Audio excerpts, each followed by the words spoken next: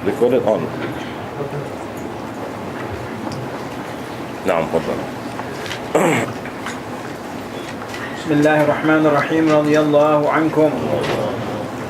Ke surat 232. Fahamilah ini, kerana merasa kelazatan dengan kemegahan membuat sesuatu jasa dan memperoleh kedudukan, memberi petunjuk kepada orang adalah kelazatan yang terbesar dari seluruh kenikmatan duniawi. Barang siapa memperkenakan hawa nafsunya membicarakan itu, maka adalah dia di antara anak-anak dunia.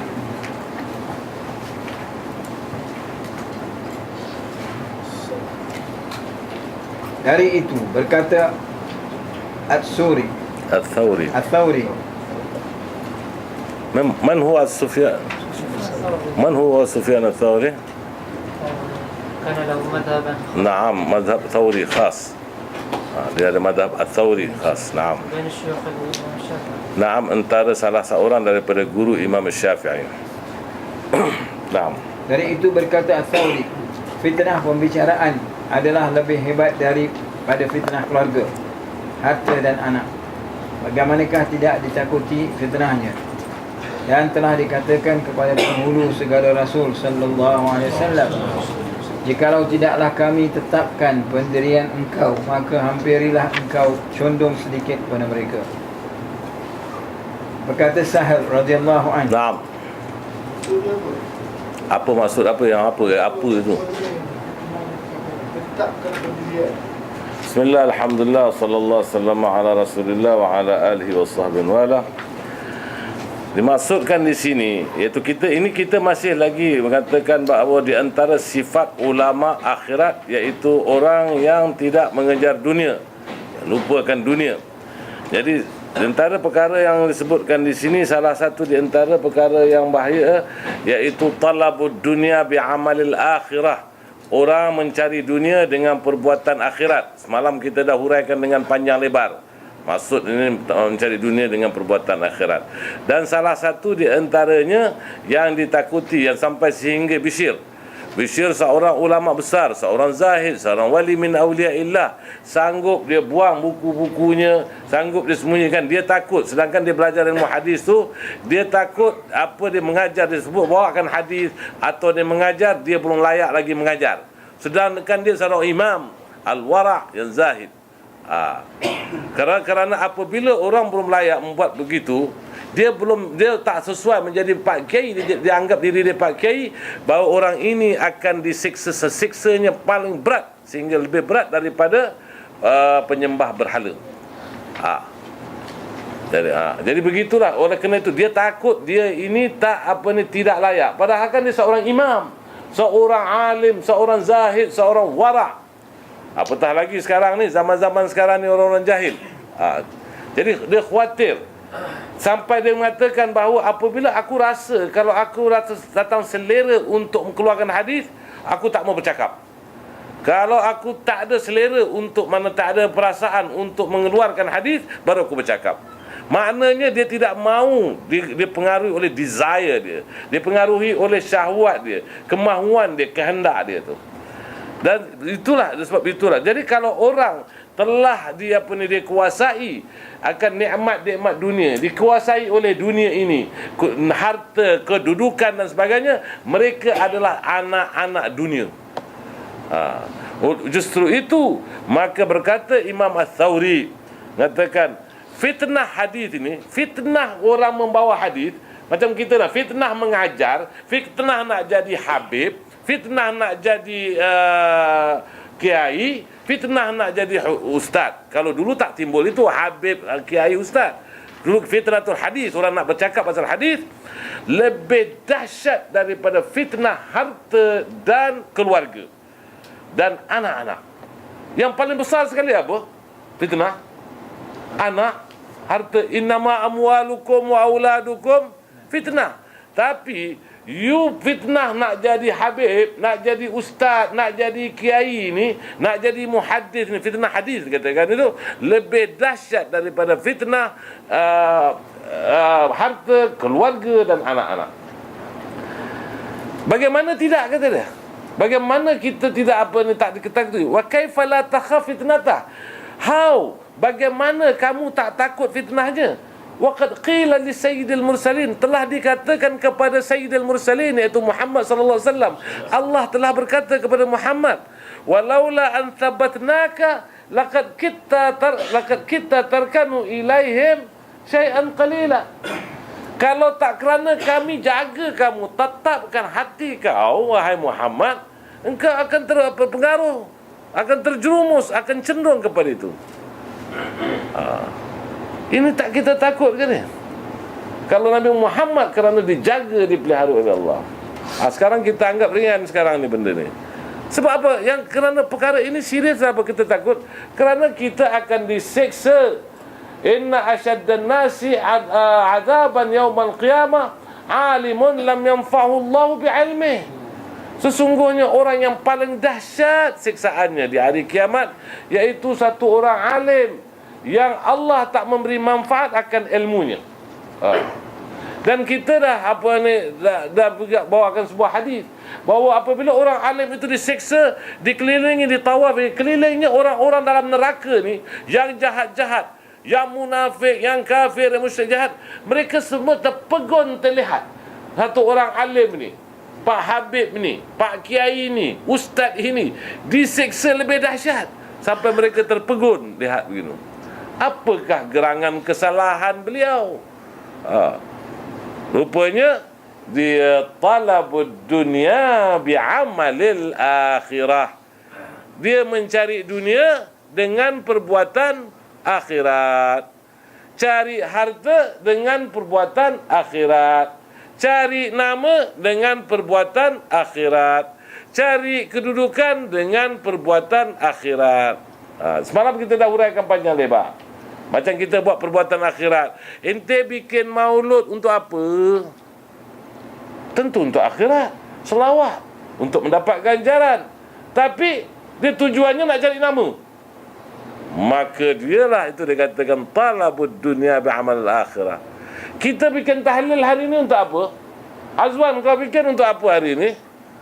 Mudah-mudahan supaya mereka ini semua ayah ente di dalam pusara diampunkan oleh Allah, dimasukkan oleh Allah bersama-sama para siddiqin, para nabi dan para awliya. Itu yang kau harapkan. Dan kita berkumpul ramai ini, apabila orang mukmin lebih pada 40 orang, maka salah satunya wali.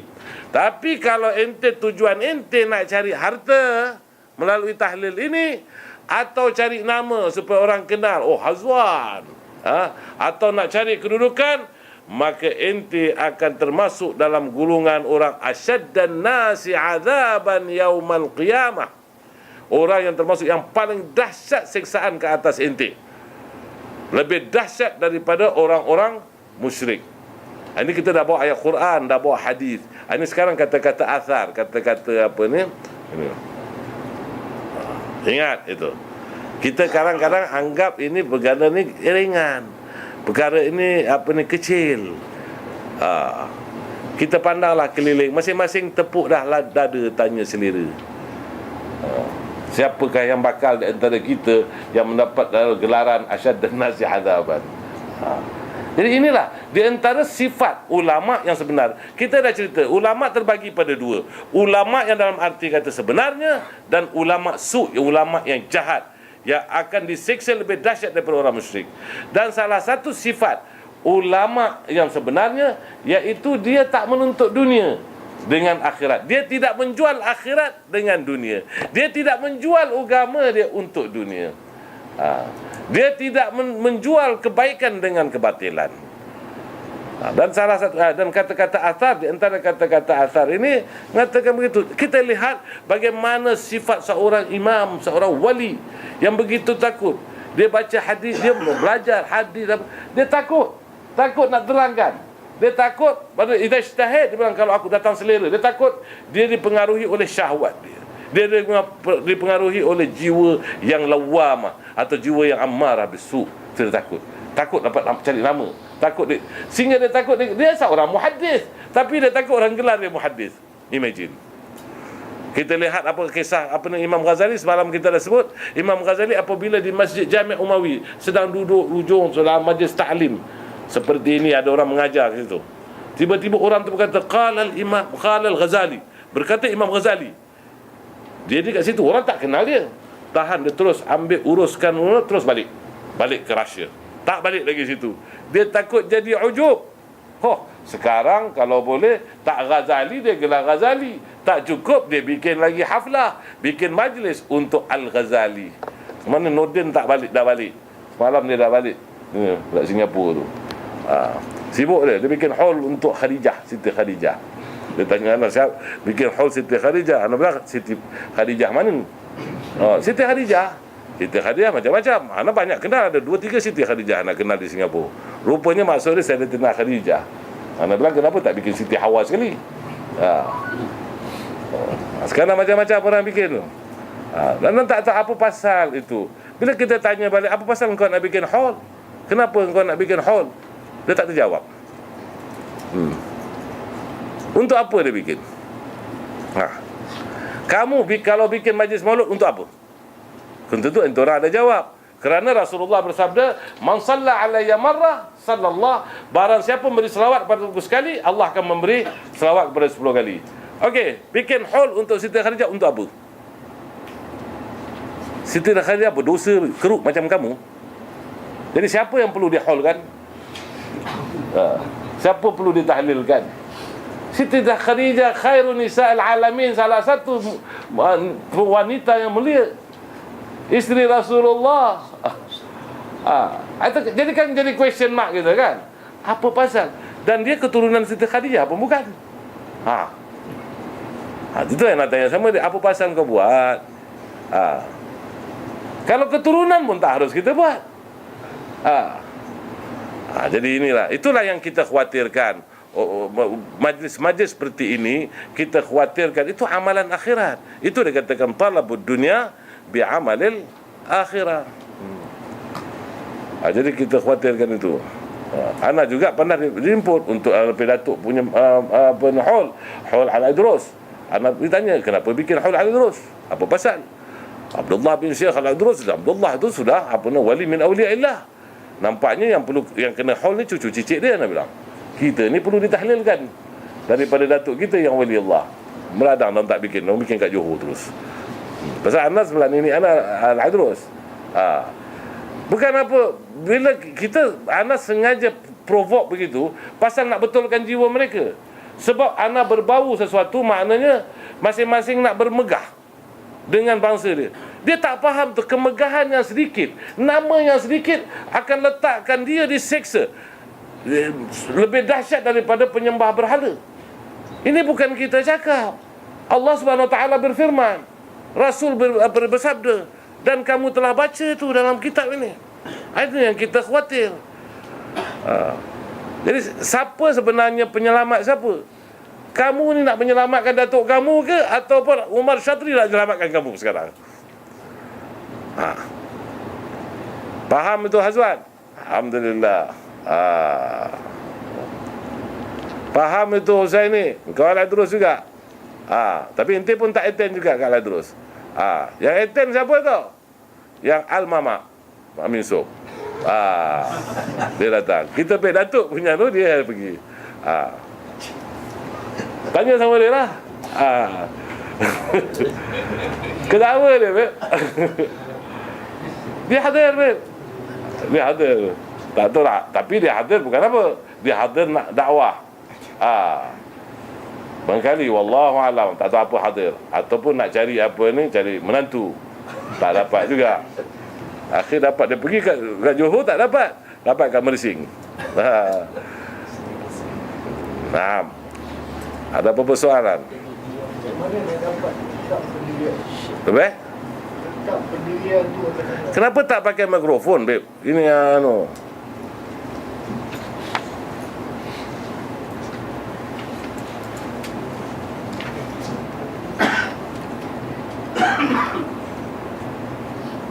Sini ada tulis. Kami tetapkan pendirian juga.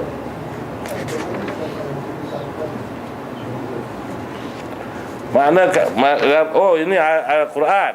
Walaula in tabbatna kalau tak kerana kami tetapkan, thabbatna maknanya kerana sadraka binuril yaqin, kami tetapkan, kami kekalkan di dada engkau dengan cahaya yang keyakinan. Tetapkan itu. Laqad kita tarakna, laqad kita tarkanu, ma makna tarkanu? Yani tamilu. Engkau hampir-hampir cenderung ilaihim kepada mereka syai'an qalila. Mana Allah menilai. Jadi ini sudah warning daripada Allah.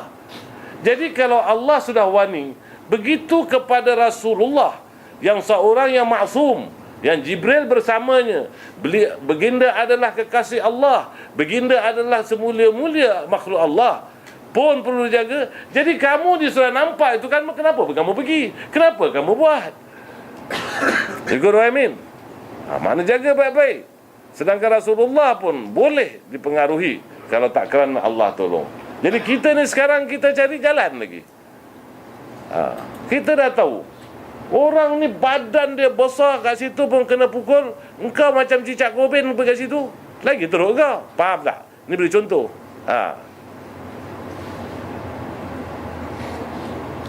Jadi dia punya pertanyaan dia, macam mana kita nak tetapkan? Tetapkan macam-macam lah. Kita tetapkan dengan nulakin, dengan kita belajar, dengan kita berusaha. Ini belajar pun belum tetap lagi. Semalam baru sapu panjang lebar. Ana betul-betul bidas sehingga orang rasa pedas. Tapi tak ada juga. Hari ini hilang juga. Tapi Alhamdulillah, apa dia kata pepatah Melayu, patah tumbuh hilang berganti. Satu besan hilang, besan lagi satu datang. Yang kena bidas, besan yang lagi satu hilang hari ini pula. Semalam ni pula. Anda bilang tengok, dia tak ada, selalunya cuti sekolah dia hilang. Ini pula hari ini ada, tapi nampak pakai seluar. Dia nak datang ke dia pergi. Sekarang betul-betul hilang hari ini. Tapi Alhamdulillah besan lagi satu ada. Kalau besan lagi satu Melaka tak ada, Temerloh punya akan datang. Temerloh dia tak akan datang. Dia kira reserve for them, for all of them. Dia tak akan wujud sekarang. Bila dah dua dah tak ada, baru datang Temerloh. Inilah serta kelebihan. Anda tak tahu, nanti berbesan dengan Mersing, anda tak tahu apa macam fikiran orang Mersing. Jadi dengan belajar, dengan bersungguh, dengan betul-betul cari kebenaran. Yang penting jaga kita. Ente nak dapat nurul yaqin, nak dapat kasih daripada Allah Subhanahu Wa Taala, ente mesti jauh, ente mesti tinggalkan apa yang Allah larang dan kita lakukan apa Allah suruh. Jadi kita dalam bab ini, ente tengok macam mana ulama boleh terpengaruh. Dia orang alim boleh terpengaruh, apatah lagi kita ni yang tidak alim. Jadi kalau ente mau itu, bagaimana nak dapat? Mana ente mesti salah satu tak ada tu. Ente boleh jadi alim, ente berlawanan dengan jahil. Ente nak putih, lawan dengan hitam. Dan kita dah cakap hari tu kan macam timbang kan. Kalau timbang macam ni BN punya lambang tu, kalau ente letak kat sini, sini ternaik. Ente letak sini, sini naik. Ente kalau letak baik, buruk naik, buruk hilang. Ente kalau dekat dengan timur, ente jauh daripada barat. Kalau ente pergi ke barat, ente jauh daripada timur. Khalas. Yang ini sebab ente belajar ni, macam mana nak tetapkan ente, macam mana. Ini sekarang kita belajar ni. Ini ihya ulumuddin kan, menghidupkan ilmu agama. Ini yang kita nak hidupkan. Berat ni bet.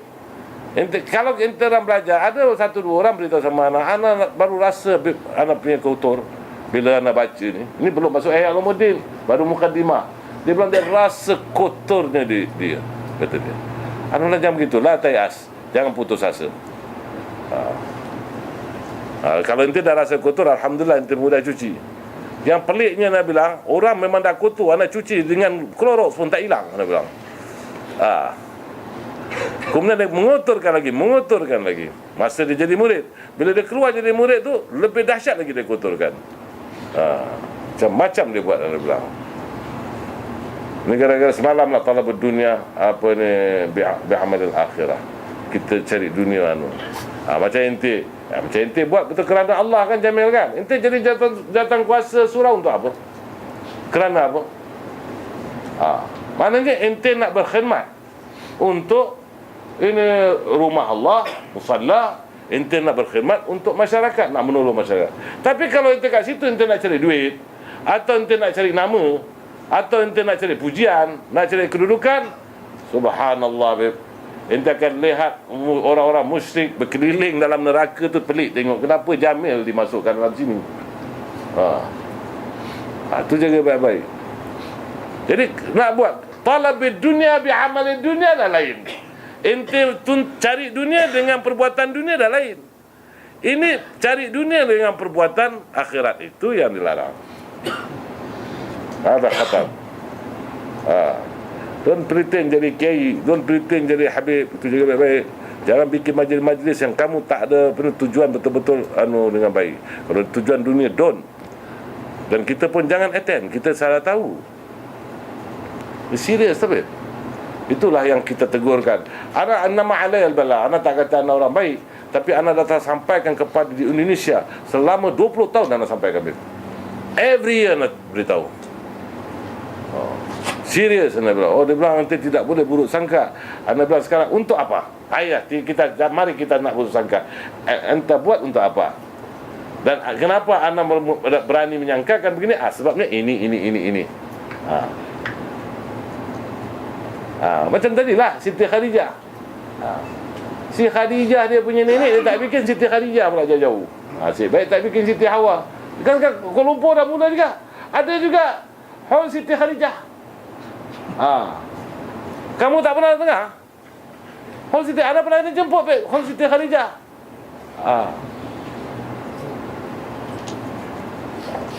Untuk apa tu bikin? Hall Imam Syafi'i. Kitab Imam Syafi'i tak baca. Dia bikin hall pula. Dia bikin hall untuk apa? Untuk dia makan. Dia kumpul-kumpul baca tahlil, kita makan. Angka rabuk betul. Orang patut dia baca kitab Imam Syafi'i. Jangan baca tahlil untuk Imam Syafi'i. Wa Imam Syafi'i wali min awliya'illah. Wali Allah. Dasar apa? Dia tak bikin. Patut bikin untuk wali-wali. Ente nak baca untuk wali apa? Dia dah memang wali ahli syurga. Untuk apa tu? Mak engkau, bapak engkau, kau tak bikin. Yang penuh apa ni macam-macam benda. Walaupun bapak engkau wali nikah lah.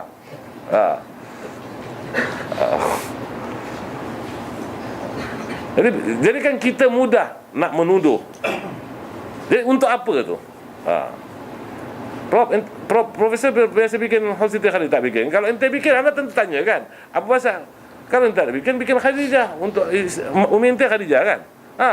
Kalau profesor bikin Hall Siti Khadijah, masuk akal. Sebab mak dia Khadijah al-masyhur.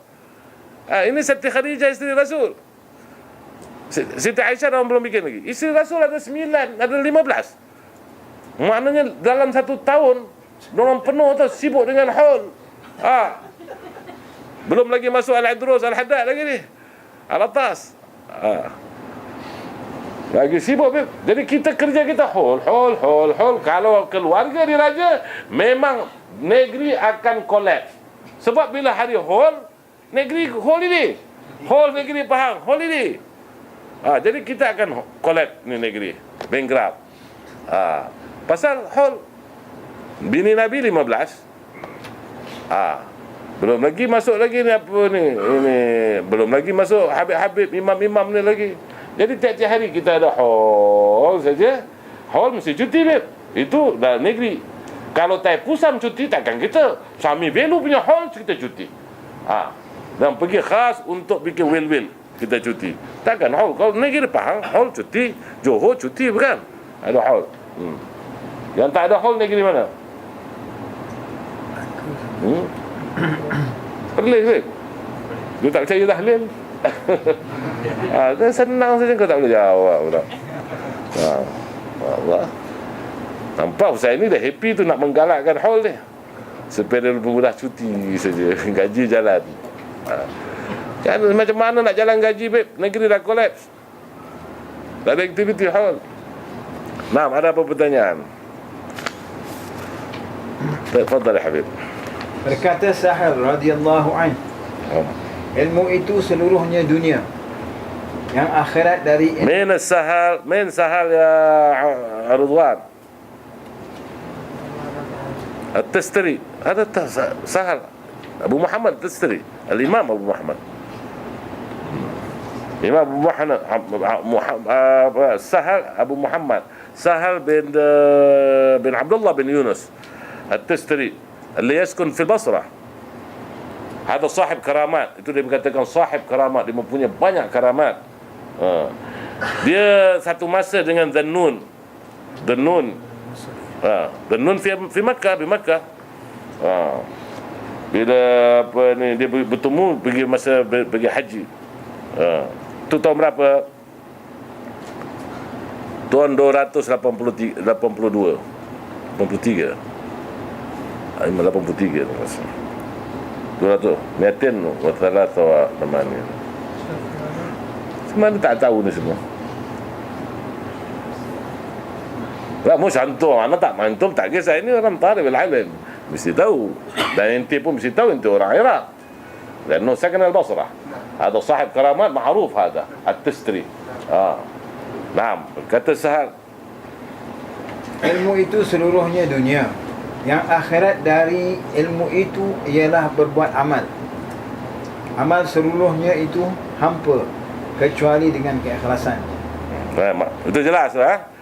Dan berkata Sahal bahawa ilmu ini adalah dunia. Kalau mau bikin ilmu ini untuk akhirat, ilmu hendaklah diamalkan, beramal. Dan amal itu pun adalah suatu benda yang tak ada gunanya, melainkan amal dengan ikhlas. Jadi ente perlu berilmu dan beramal dan ikhlas. Kalau ente hanya ada ilmu saja tapi tak beramal, tak ada guna ilmu itu. Dan kalau ente amal pun tak ada ikhlas, tak ada guna juga. Ada ilmu, kemudian kita nak beramal. Di antara amalan kita selain daripada ibadah kita apa, kita nak beramal, nak mengajar. Mengajar pun mesti dengan ikhlas, bukan mengajar mencari duit, bukan mengajar cari dunia, bukan mengajar mencari upah. Rencana mengajar ni mesti ikhlas. Lepas tu bila kita ikhlas, kita betul-betul akan anggap orang tu macam anak murid kita betul. Walaupun mustami'an macam itu orang ni semua. Itu orang bukan murid anak. Yang murid anak 3 orang. Yang lain mustami', pendengar. Pasal punting. Sekejap ada, sekejap tak ada. Itu bukan murid kan? Murid tak pernah punting. Macam Haji Rehan, dia dah tahulah sah aku dia tetap bukan murid. Dia dah tahu. Pasal minggu lepas hari Sabtu dia tak ada. Amir Yusuf pun dah tahu bahawa dia bukan murid. Minggu lepas baru anak bertunang, dia dah hilang. Macam kalau dia bertunang. Jadi tapi tak apa, kamu termasuk dalam golongan yang Rasulullah bersabda, kun aliman atau muta'alliman atau mustami'an wa la takun rabi'a.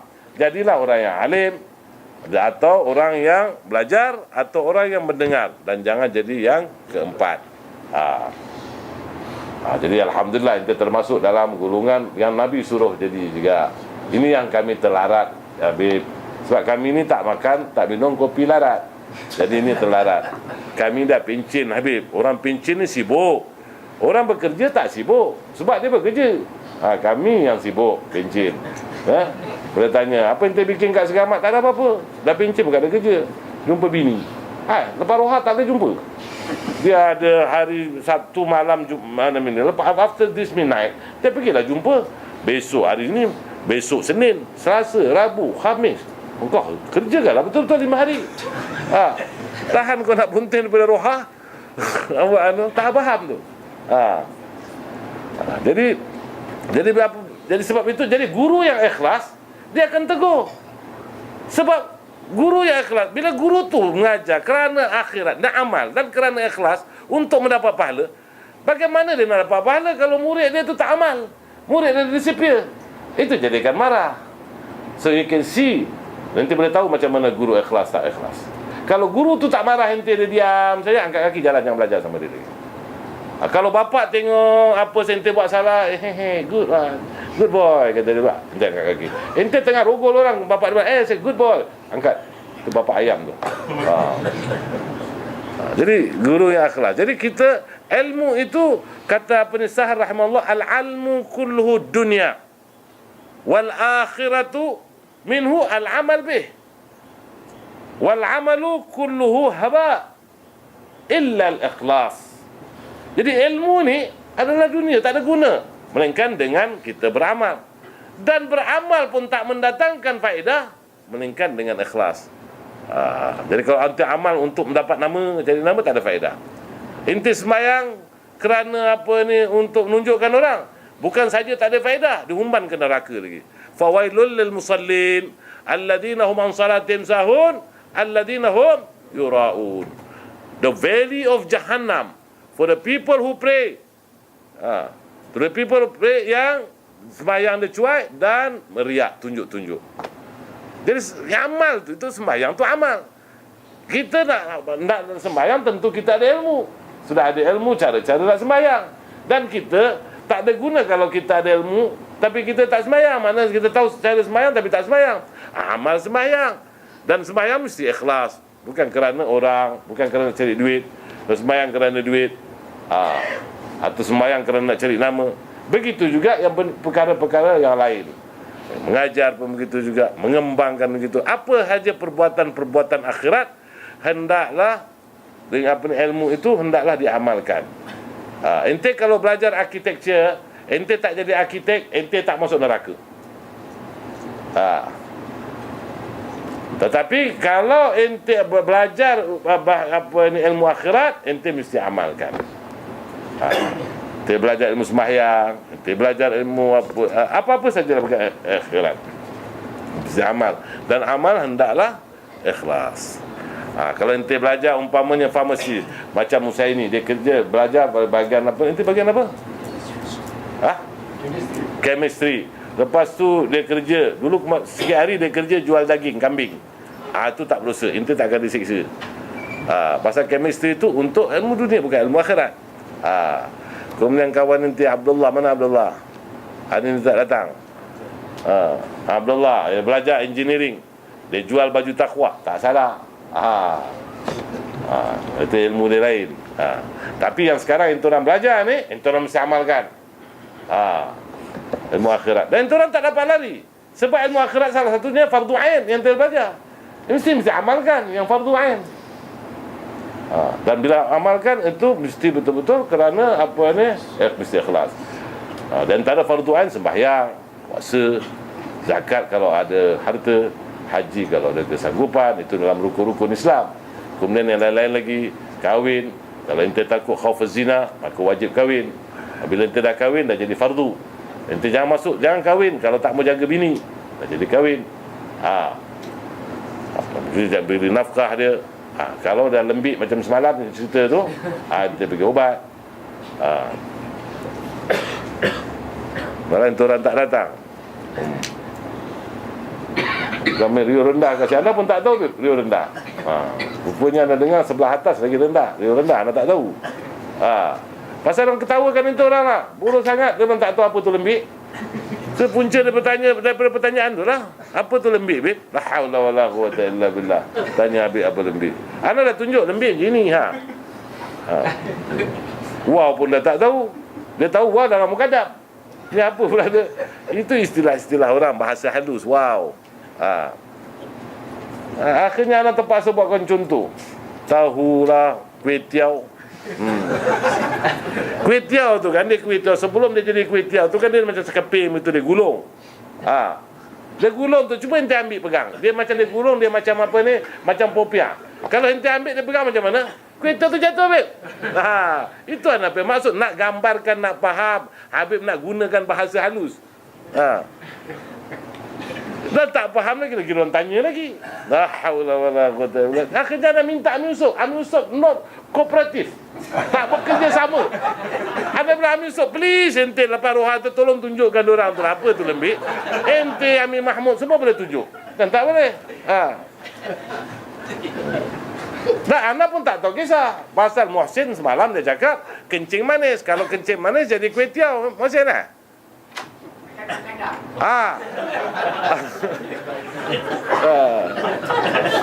Lepas tu Dr. Nazman pula bawa satu contoh lagi, orang kerja lori. Dia doktor bawa contoh pasal kerja lori. Alhamdulillah kita ada orang kerja lori. Tanya Muhsin, betul ke orang kerja lori tak jumpa bini? Oh, dia bilang tak ada, 5 hari saja. Balik dia simpan 3-4 botol. Dalam dia ke bawa lori, dia bilang seminggu sekali dah 7 anak, kata dia. Jadi kecoh, Beb. Subhanallah. Rupanya diorang memang asyik dalam bab-bab ini, Beb. Jadi akhirnya yang kena kata Habib, pasal itu orang suara orang perempuan tak dengar. Habib ni apalah pengotor ni cerita. Padahal kisah ni diorang ni yang selembit-lembit ni cerita ni. Naam. Ada apa persoalan? Fadhal Habib. Waqala, Berkata Sahal seterusnya, manusia seluruhnya mati selain para ahli ilmu. para ulama. Para ahli ilmu itu mabuk selain yang beramal. Orang yang beramal seluruhnya tertipu selain yang ikhlas. Orang yang ikhlas itu dalam ketakutan sebelum diketahuinya apa kesudahan dari amalnya itu. Ada bil Arabiyah, bil Melayu terjemahkan tak sedap. Waqal, iaitu Sahal, an-nasu kulluhum mauta illa al-ulama wal ulama sukara illa al-amilin wal amilun kulluhum maghrurun illa al-mukhlisin wal mukhlis ala wajal hatta yadriya madza yaqtim lahu bih. Para ulama, dia bilang manusia ni semuanya adalah ibarat macam orang mati. Orang mati apa? Mayat yang bernyawa. Yang anak selalu buat istilah kepada anak murid-murid. Ingat saya dulu kau ni, anak bilang kamu ni tak lain macam mayat yang bernyawa. Habis macam mana mayat bernyawa? Engkau orang bernyawa, tapi otak semua sudah mati, apa semua sudah mati. Jadi ibarat orang telah manusia ni ibarat orang semua mati. Ibarat orang mati. Melainkan para ulama, orang yang bijak pandai, orang yang mempunyai pengetahuan. Dan orang yang mempunyai pengetahuan ni ibarat orang-orang mabuk. Melainkan mereka orang-orang yang beramal. Melainkan orang-orang tu beramal. Dan orang yang beramal semuanya ini tertipu. Dia buat beramal semua adalah tertipu. Melainkan mereka dengan ikhlas, menjadi orang yang mukhlis. Dan orang yang berikhlas ni masih lagi dalam keadaan tak tentu haram, masih gundah, sehingga dia tahu dia punya penyudahan, penghabisan dia. Jadi seorang ulama tu hendaklah beramal. Dan apabila dia beramal, dia hendaklah ikhlas. Dan apabila dia ikhlas pun belum tentu lagi, tunggu dia punya khatam, dia punya penghabisan tu, apakah husnul khatimah ataupun tidak. Naam Habib.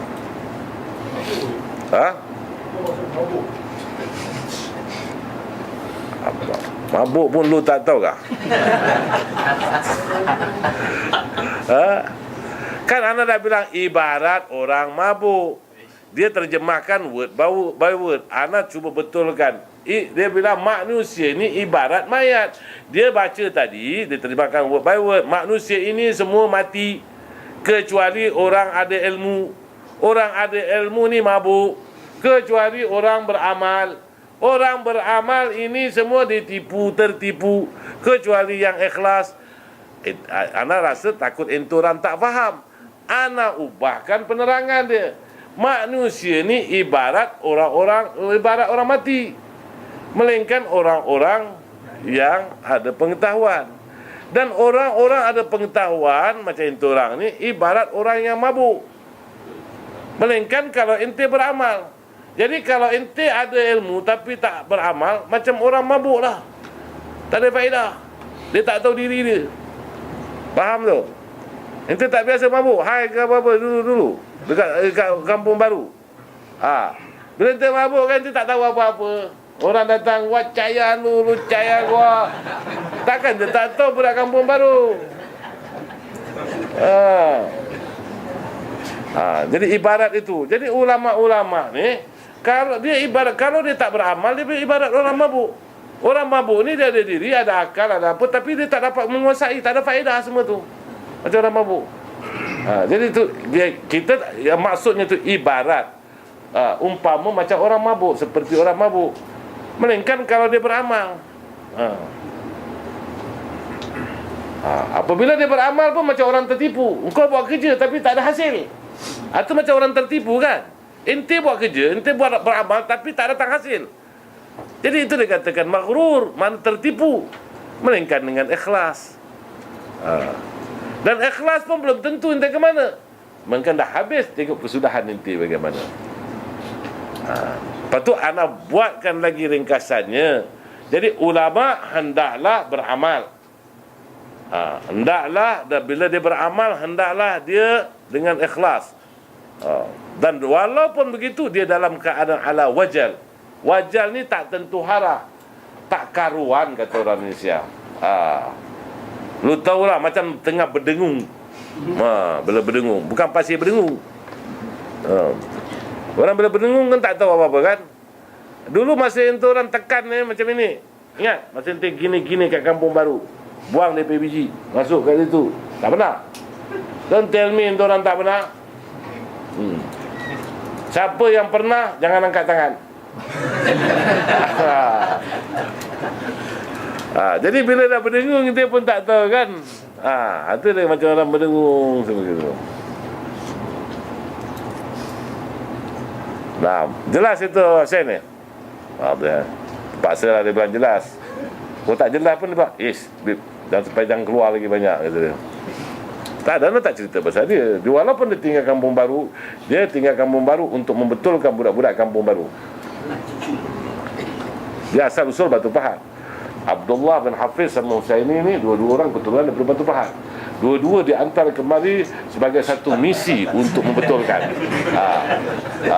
Misi untuk membetulkan orang-orang yang di sini. Jadi dia ambil Kampung Baru, yang inti ambil kampung apa? Kampung Delima. Nasir ni pun dari Muar. Pun datang kemari semua untuk dakwah, babe. Ada ambil kampung, kat kampung apa tak tahu. Tu yang dibetulkan apa ni, orang-orang apa ni, semua bin Yahya dia betulkan. Tu pasal dia kahwin dengan bin Yahya. Dulu bin Yahya dia hanya Yahya saja, tak pernah Yamut. Yahya tu artinya hidup. Orang ni nama macam kan Brunei kan, pangeran hidup. Kadang-kadang ada satu budak bin Yahya cerita sama lah, ni apa ni Brunei ni, pangeran hidup lah, pangeran besar lah, pangeran kecil lah, apa kata dia. Habis kau punya nama apa cantik? Nama apa tak cantik? Kau tengok kau punya surname bin Yahya, anak hidup Yahya. Kau dah mati pun hidup. Siapa yang mati? Farouk bin Yahya. Macam mana dia Yahya wa Yamut? Macam mana dia hidup, dia mati? Siapa mati? Si hidup. Kan tak kena kan? Si hidup tu mati. Jadi bingung, babe. Nanti boleh cakap tak, nenek saya yang telah mati itu meninggal dunia. Nanti orang jadi bingung, babe. Nah, betul Habib. Berkata Abu Sulaiman Ad-Darani radhiyallahu anhu, apabila seseorang mempelajari hadis atau kahwin atau merantau mencari penghidupan, maka orang itu telah condong kepada dunia. Maksud Abu Sulaiman dengan ucapannya itu ialah mencari isnad-isnad hadis yang tinggi atau mencari hadis yang tidak diperlukan pada mencari akhirat. Kerana zaman-zaman dulu orang-orang dia belajar hadis, tetapi tujuannya cari sanad supaya kedudukan dia tinggi tau. Dia belajar hadis tapi mencari dia punya riwayat, dia sanad, dia cari dia dalam anak nak terangkan pun susah pasal orang tak tahu ni ilmu asanid ni. Orang mencari macam kalau kita belajar universiti kan, kita mencari kalau dapat BA, tahu semua BA honors, BA ini, begitu juga dengan sanad-sanad. Orang pergi untuk sanad-sanad tinggi, tujuannya untuk mencari kedudukan, mencari nama. Tak faham lagi nak gambarkan macam itu orang. Macam itu orang kadang-kadang dalam majlis, masya-Allah pakai sahal. Pakai apa? Itu pakaian. Ini bukan kata untuk akhirat je lah, pakaian saja. Pasal dunia dengan dunia, tak kisah. Apa tujuan? Nak cari nama, nak cari apa? Begitulah. Dia menuntut hadis tu, ambil yang sanad-sanad tinggi punya. Supaya orang, ini dia punya riwayatnya ini. Hebat, riwayatnya begini. Jadi itu yang dimaksudkan itu. Maknanya orang menuntut hadis pun begitu. Tapi kalau dia menuntut hadis, tujuan dia begitu, bahawa itu dia minta cari dunia. Belajar hadis untuk menyampaikan daripada Rasul. Tapi di samping itu ada tujuan yang lain. Itu dia katakan menuntut dunia. Atau dia pergi ke sana, pergi menuntut ni semata-mata rupa nak cari pasangan. Dia pergi masuk satu tempat belajar tapi rupa nak cari bini. Jadi itu dia katakan talabud dunia. Kalau orang lakukan begitu, talabud dunia. Tapi tempat yang dia nak bagi tuju itu tempat untuk mendapatkan akhirat. Tapi rupanya untuk cari dunia. Sama ada cari dunia dengan cara kahwin, atau cara belayar, atau cara apa, belajar. Itu yang dimaksudkan. Ini zaman dulu banyak. Zaman dulu, terutama dalam pemerintahan Ma'mun banyak menterjemah buku. Ma'mun sendiri kalau duduk dekat halaqah, dia bawakan. Ini Amirul Mukminin ni, the leader of the country, cakap pasal hadis dari Abu Ma'mun ni, bukan rajin. Dia terjemahkan buku-buku, dia duduk panggil ulama. Oh, kalau dalam majlis ta'lim dia penuh orang.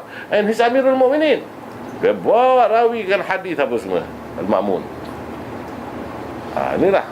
Jadi kalau kita belajar itu, belajar hadis, tujuan nak dapatkan sanad tinggi-tinggi. Apa tujuan nak sanad tinggi-tinggi? Sanad ni macam-macam. Ada sisatu dahab. Macam mana ada orang datang jumpa, nak hantar anak pergi India, nak buat apa? Ada orang nak hantar Hadramut. Kenapa? Kau nak tinggal kat mana? Kat Malaysia. Kau pergi Hadramut untuk apa? Dia tak boleh jawab.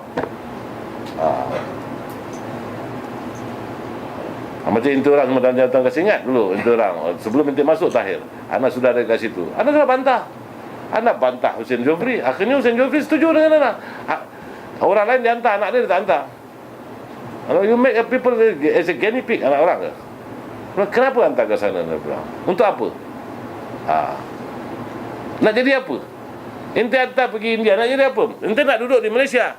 India bermadzhab Hanafi. Anak pernah tegur Jamil, tanya Jamil. Hantar anak dia pergi South Africa. Apa kau nak jadikan anak kau? Inti remember dah tanya saya sama Inti. Sebab sana bukan maknanya anak itu tak boleh jadi orang alim. Tapi dia nak balik Malaysia. Bila nak balik Malaysia, Malaysia ni mazhab Hanafi, mazhab Syafi'i. Yang kau belajar mazhab Hanafi. Akhirnya siapa yang jadi korban? Anak ente. Dia nak kerja, takkan orang Malaysia nak terima. Itu pasal lah. Ada yang balik daripada India, ada balik ini. Yang balik pada Hadramut, ada pernah jadi pondan, ada pernah jadi penyanyi. Belajar bukan main dekat Hadramut. Ya tarimu ahlaha. Seolah-olah hidup di Hadramut tu orang dulu, zaman-zaman dulu, syabih bil malaikat, menyerupai malaikat. Dulu tu, zaman dulu, zaman anak abah-abah, datuk-datuk nenek tu.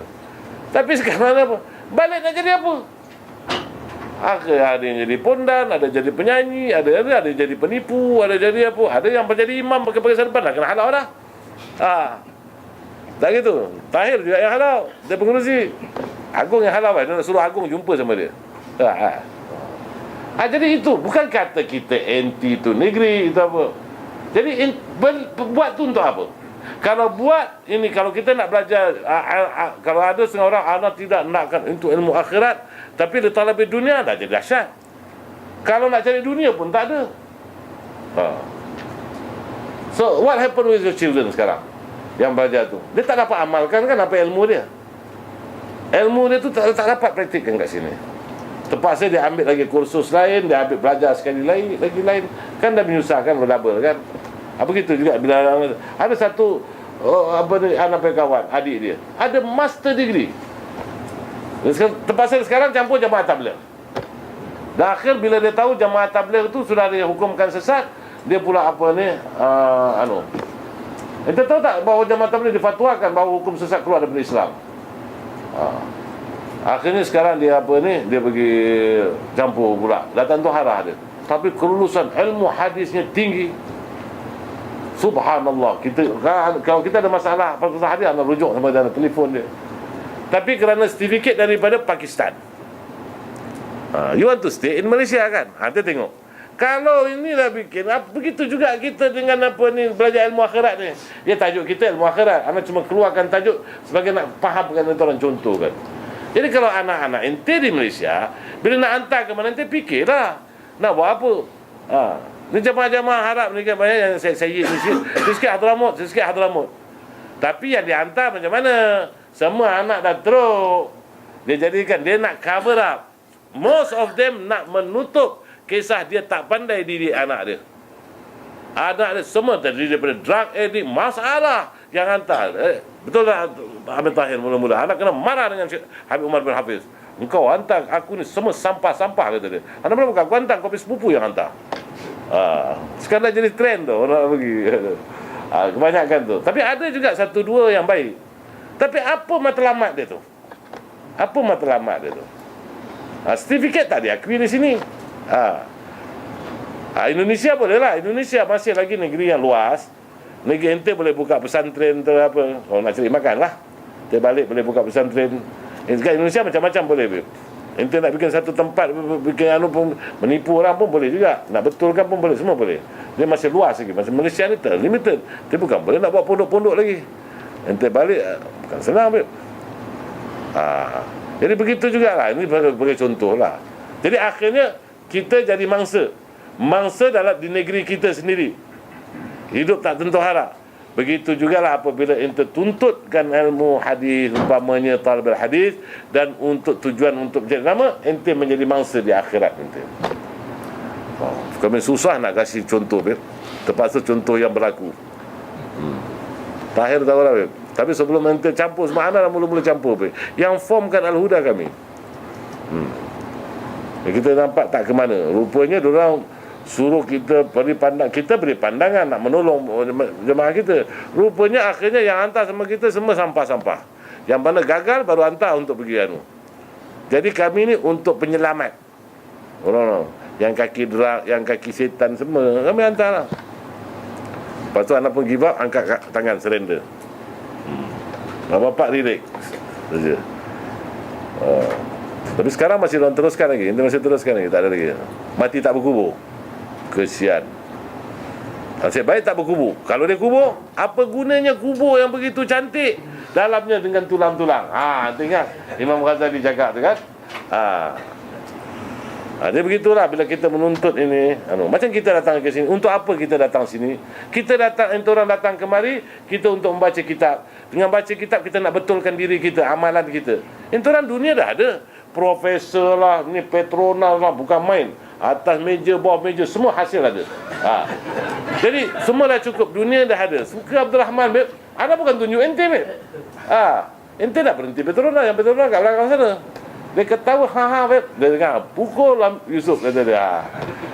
Jadi mana dunia ente orang dah ada. Ya, kita belajar kat sini nak betulkan diri kita, betulkan ibadah kita, sembahyang kita, kemudian ambil buat bekalan untuk kubur dan akhirat. Itu saja. Jadi kalau niat kita begitu, jadi tak ada apa-apa. Tapi kalau niat ente datang sini, lepas ini tujuan ente supaya ente nak jadi Habib pakai sahal, nak menipu orang-orang Melayu kat sini, dekat Masjid Bukhari ke, Masjid Jalan Damai ke, ente buat begitu, bahawa ente adalah orang yang termasuk akan disiksa sebelum orang musyrik. Ingat, kalau ada orang-orang yang tujuannya begitu, please jangan datang. Please, hari ini je keluar. Jadi kita datang, belajar ni bukan nak menipu orang, bukan nak jadi Habib, bukan nak cari nama. Nama apa yang kita dapat? Dan kita nak belajar nak cari supaya bukan juga nak cari kena maki, tidak. Itu dah nasib. Nah, ada apa persoalan? Panjang ni ya. Dan kita nak masuk yang sifat kedua pula. Panjang lagi. Sifat kedua lama lagi ya. Muminha. Banyak lagi. Dan ini kalau banyak begini, maknanya terlalu serius tau. Zaman Imam. Wa minha, lama lagi. Wa minha an la yukhalifa fi'luhu qawla. Lain pula. Ada apa pertanyaan?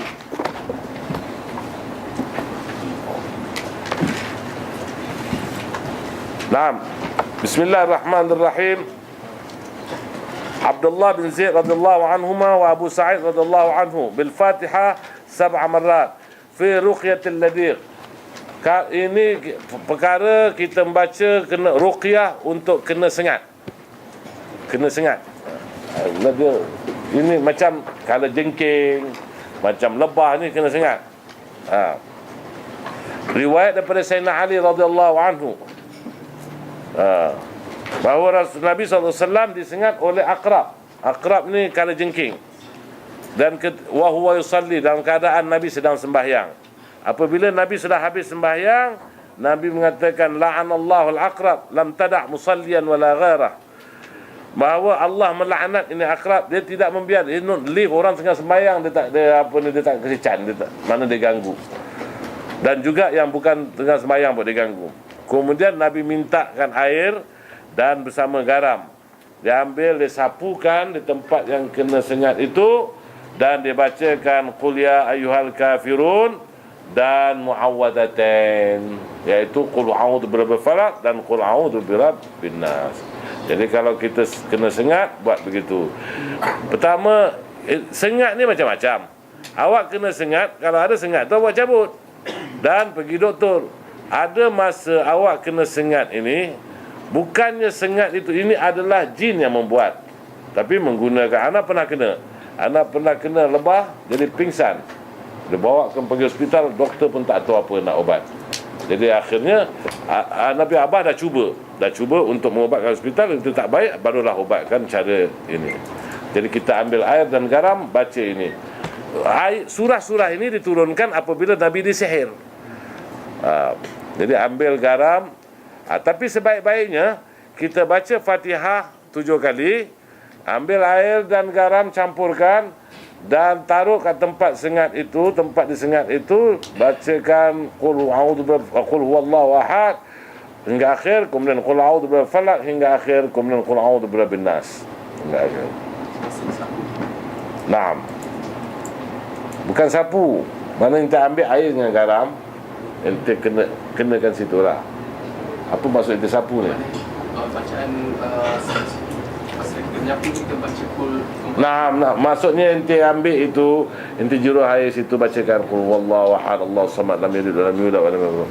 Sekiranya sengat-sengat itu datangnya daripada pengaruh sihir, sekira-kira sengat itu datangnya daripada jin. Mungkin kamu tak ada pengalaman.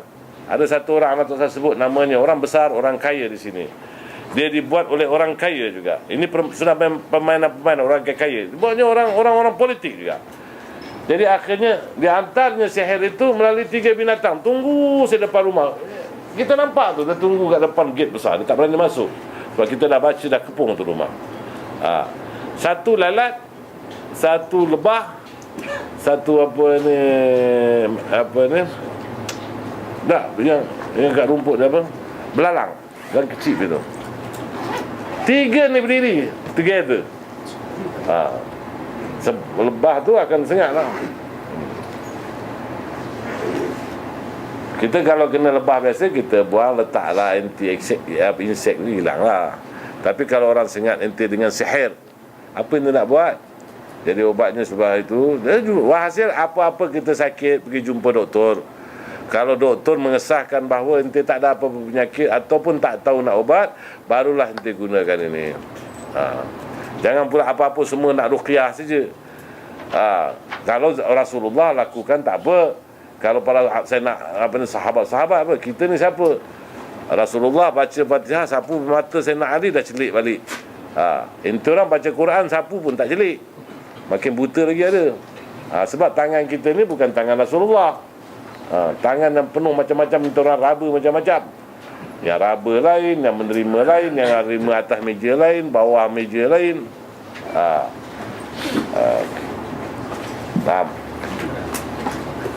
Ada apa-apa soalan?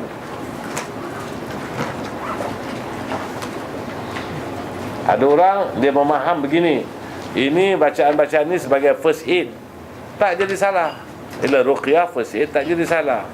Yang kita maksudkan, ada benda-benda ni, tabib ini perkara yang penting. Para nabi pun, para ulama pun, para wali-wali pun pergi ke doktor. Jadi jangan kita terus kata, oh ni jangan pergi doktor. Ada orang dia sampai benci doktor, semua pakai jampi saja. Gigi busuk dah berlubang, dia jampi saja. Apa tu malam-malam bising saja. Anak kan dia baca Quran, rupanya tengah gigi sakit. Ingat kan tengah ada taranum ke apa? Dia pegang sini. Ada apa-apa soalan? Ayakin sallallahu alam bis-shawab. Alim, maafkan dulu. Bismillahirrahmanirrahim. Radhiyallahu ankum. Kitab salat jamaah.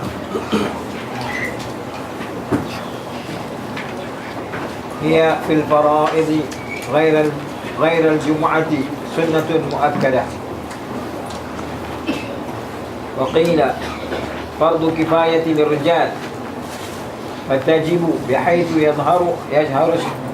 يظهر الشعار في القرية. فإن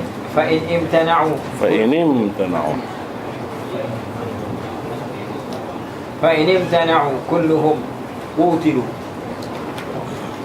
ولا يتأكد الندب للنساء تأكله للرجال في الأصح.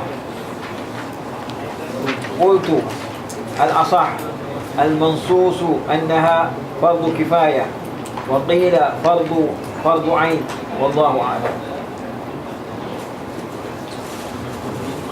وفي المسجد لغير المرأة أفضل، وما كثر جمعه أفضل إلا لبدعة إمامه أو تعطل مسجد قريب لغيبته. وإدراك تكبيرة الإحرام فضيلة، وإنما تحصل بالاشتغال بالتحرم عقب تحرم إمامه. وقيل بإدراك بعض القيام، وقيل بأول ركوع. والصحيح إدراك الجماعة ما لم يسلم. Naam. Bismillah, alhamdulillah, wa sallallahu wasallam ala rasulillah wa ala alihi wa sahbihi wa man wala. Kitab Salatul Jamaah, perkara sembahyang jamaah. Jamaah ni, tentang jamaah sebelum diijma', kita tahu bahawa dalil dalam Islam dari Al-Quran, hadis, ijma' dan qiyas. Sebelum ijma' di sana ada ayat Quran. Allah Subhanahu wa taala berfirman, "Wa idza kunta fihim fa aqamta lahumus salah." Mana apabila engkau ada bersama mereka, maka engkau dirikan bagi mereka sembahyang. Ayat ini menunjukkan pada sembahyang khauf, sembahyang ketika dalam keadaan peperangan. Iaitu Allah Subhanahu wa taala perintahkan kepada Rasul untuk sembahyang bersama-sama dengan umat Islam dalam peperangan. Kalau dalam keadaan takut disuruhkan berjamaah, apatah lagi dalam keadaan biasa. Di situ. Cuma ulama berselisih tentang hukum sembahyang jamaah. Ada yang mengatakan selain daripada jamaah pada hari Jumaat, hari Jumaat kita dah tahu itu fardu ain. Bahawa sembahyang jamaah ada mengatakan hukumnya sunnah muakkadah, ada mengatakan fardu kifayah, ada juga pandangan mengatakan dia adalah fardu ain. Apa alasan? Pertama, kita tengok hadis. Rasulullah bersabda, "Salatul jama'ati afdalu min salatil fadhi bi 27 darajah." Sembahyang jamaah lebih baik, lebih afdal, lebih utama daripada sembahyang sendirian dengan 27 darjat. Dan ada sebuah riwayat lagi 25 darjat. Jadi mereka yang berpegang kepada hadis ini mengatakan bahawa sembahyang ini bukannya fardu ain. Katanya hadis ini lebih baik. Berarti sembahyang sendiri adalah kurang pahalanya.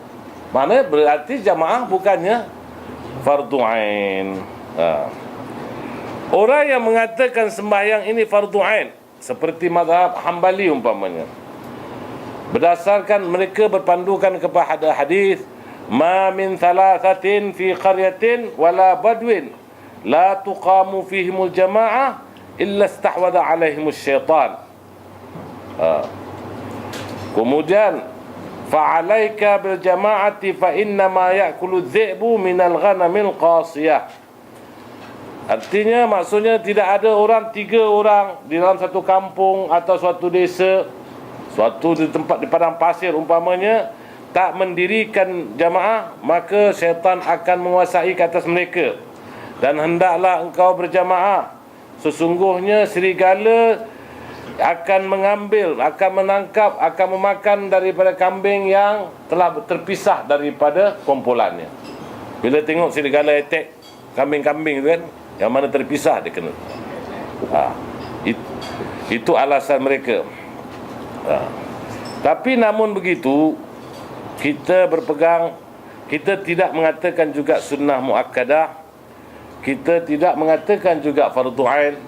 Di dalam mazhab Imam Syafi'i yang paling kuat sekali di pertengahan, iaitu fardu kifayah. Justru itu maka dia katakan fatajibu bihaitu yadharu syiar fil qaryah fa in imtana'u kulluhum qutilu. Maka wajib sembahyang jemaah ni atas dalam fardu kifayah untuk meninggikan syiar. Kemudian kalau mereka semua enggan, maka semua mereka dibunuh. Dan hukum sembahyang jemaah ni, dia tidak menjadi tidak sunat tidak kuat sunatnya kepada wanita, seperti mana pada lelaki. Jadi wanita tak ada bukanlah yang ditekankan ke atas lelaki, tak seperti mana yang diberitahu pada wanita, tak ditekankan ke atas wanita. Kemudian sembahyang di masjid selain daripada wanita adalah lebih afdal. Maknanya kita sembahyang berjamaah di masjid lebih baik, tapi bukan ke atas wanita. Tapi kalau wanita mau pergi masjid, jangan kita larang. Sembahyang wanita sebaik-baiknya di rumahnya. Tapi kalau dia nak pergi masjid, janganlah kita larang, asalkan ikut syarat-syaratnya. Kerana berdasarkan hadis Rasulullah sallallahu alaihi wasallam pernah bersabda, la tamna'u nisa'akumul masajida wa buyutuhunna khairun lahunna. Jangan kamu larang wanita-wanita kamu ke masjid. Mana kalau dia nak masjid, jangan kita larang. Tetapi rumah-rumah mereka lebih baik bagi mereka. Jadi sembahyang wanita tu di rumah lebih baik. Tapi kalau nak pergi masjid, jangan larang. Tapi wanita kalau pergi masjid mesti ikut syarat-syarat. Jangan ikut wanita-wanita tempat lain. Wanita jamaah ruha, alhamdulillah, dia ikut syarat. Wanita bila keluar, dia tidak boleh hias-hiasan, tidak boleh wangi-wangian. Semua kerana benda-benda itu semua boleh datangkan fitnah. Kemudian di sana ada hadis lagi. Ya Rasulullah pernah bersabda seperti dalam riwayat Muslim, idza sta'dzanatkum nisa'ukum bil-lail ila al-masjid fa'dhanu lahunna. Kalau isteri-isteri kamu minta izin kamu nak pergi masjid waktu malam, maka izinkanlah bagi mereka. Kemudian begitu juga qala fil majmu', berkata Imam Nawawi dalam kitab Al-Majmu'. Kitab Majmu' apa kitab apa?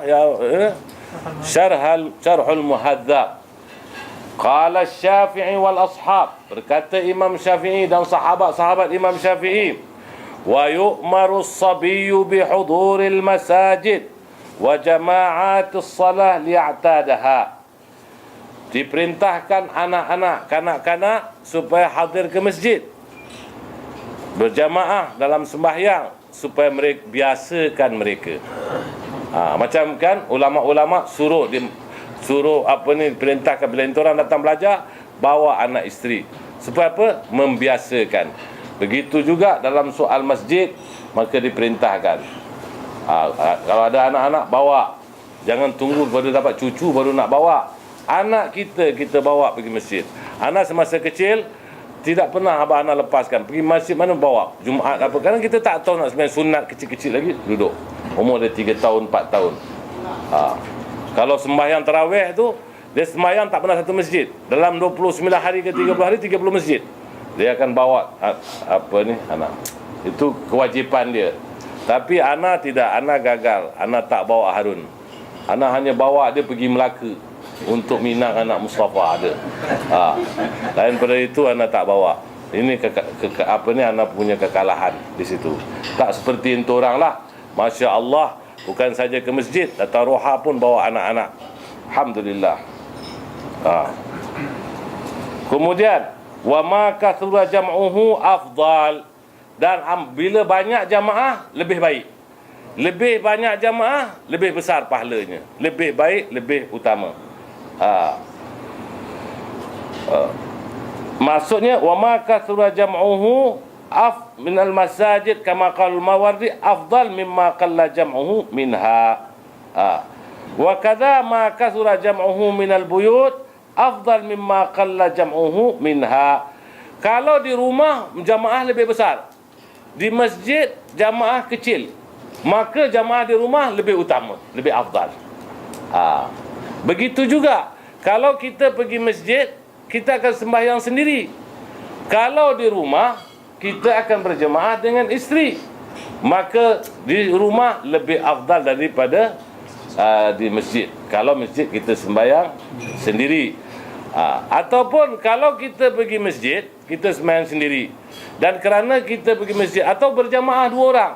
Tapi kalau kita pergi masjid kerana nak berjamaah, anak kita, isteri kita mungkin cuai dalam sembahyang. Mungkin tidak berjamaah, maka sembahyang kita di rumah lebih afdal. Begitulah kata Imam Al-Mawardi. Dan kamu boleh dapat kata-kata Imam Al-Mawardi di kitab Al-Hawil Kabir, Syarah Al-Mukhtasar Al-Muzani. Nak tengok ada pada anak kat sini ada, tapi tak boleh pinjam bawa balik. Anak punya buku banyak sudah hilang. Salah satu buku yang hilang iaitu buku tentang Kaabah. I'm the first man Umar bin Laden kasih. Siapa pinjam pun anda tak tahu. Sekarang tak tahu. Mungkin one of you. Tapi anda tak tahu siapa pinjam. Yusuf ke tak? Kau boleh mungkin. Nanti balik nanti kita pergi cek kat rumah Amin Yusuf. Wah, dia betul-betul marah sama India lah, Beb.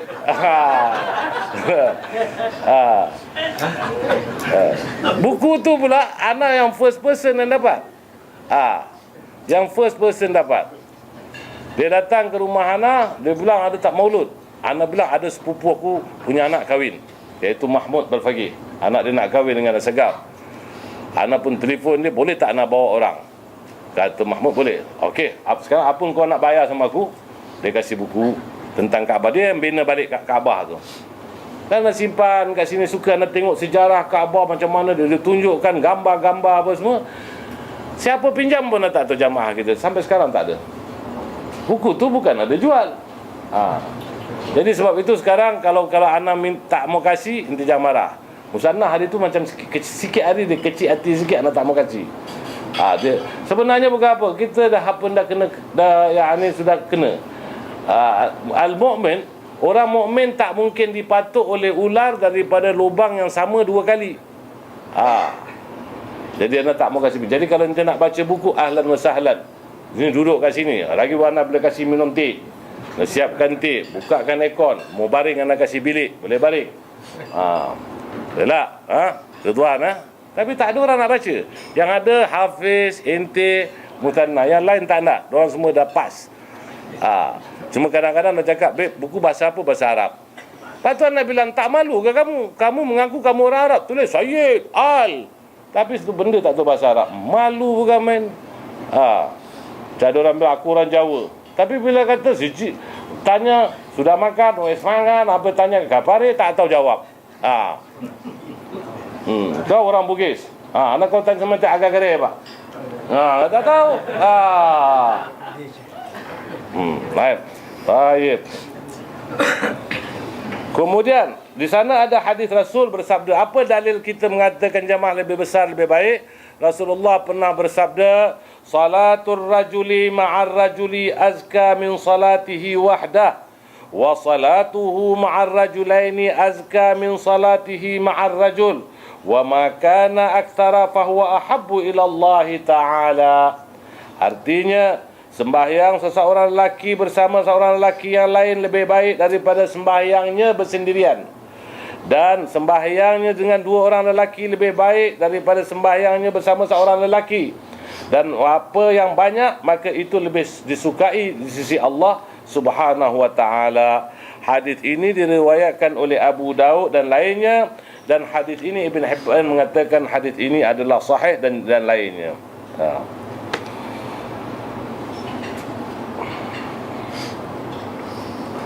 Tapi satu benda lagi, kamu belajar Ihya Ulumuddin. Imam Ghazali ada pernah memberi fatwa. Kamu boleh buka dalam Ihya Ulumuddin, dan juga kamu boleh buka dalam kitab Syarhul Wajiz. Syarh Imam Al-Rafi'i. Imam Al-Rafi'i mensyarahkan kitab fikih Imam Ghazali. Imam Ghazali kitab dia ringkas. Al-Mawsud, Al-Mujaz, Al-Wajiz, Al-Basit. Disyarahkan, Imam Ghazali memberi fatwa. Katanya kalau kamu sembahyang di masjid tidak khusyuk berjamaah, maka kalau dah sembahyang sendirian lebih khusyuk, maka sembahyang sendirian lebih afdal. Itu fatwa Imam Ghazali. Ana sekarang macam syarahkan pula. Ana syarahkan. Ana sebenarnya tak mau syarahkan itu orang, cuma nak terangkan makna. Mungkin kerana kambing. Alhamdulillah, kerana kita makan yang begitu sedap. Hari ini kita makan macam majlis kahwin. Dan mudah-mudahan majlis ni, jamuan ini akan betul-betul jadi macam majlis kahwin untuk Hazwan, insya-Allah. Mana Hazwan? Orang amin dia tak ada pula. Apa dia bikin? Dari jamu kita dia nak cuci pinggan lagi ke? Cuba panggil dia. Mana boleh duduk kat luar pula? Dah ada orang sana panggil. Dah, ente tak bayar. Terus dah ente duduk. Jangan duduk kat pintu, punya tugas untuk manggil. Ente bukan duduk kat pintu. Ente duduk kat pintu main door. Itu ada feng shui tu, babe.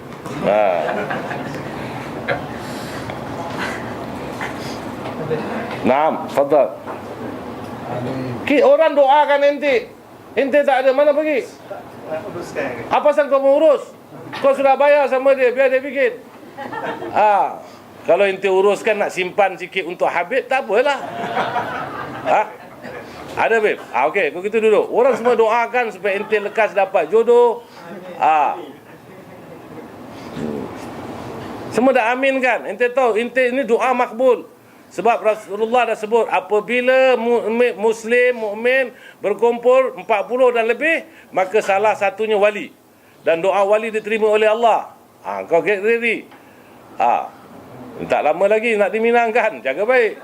Jadi kau jaga baik.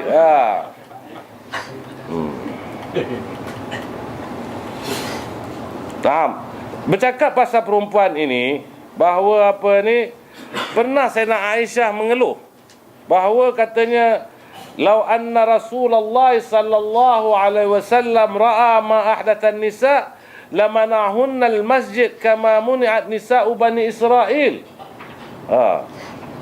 Katanya Sayyidina Aisyah meriwayatkan dalam Sahih Bukhari dan Sahih Muslim, mengatakan kalau Rasulullah SAW ada dan melihat, ini bukan program Nabi bersama kita.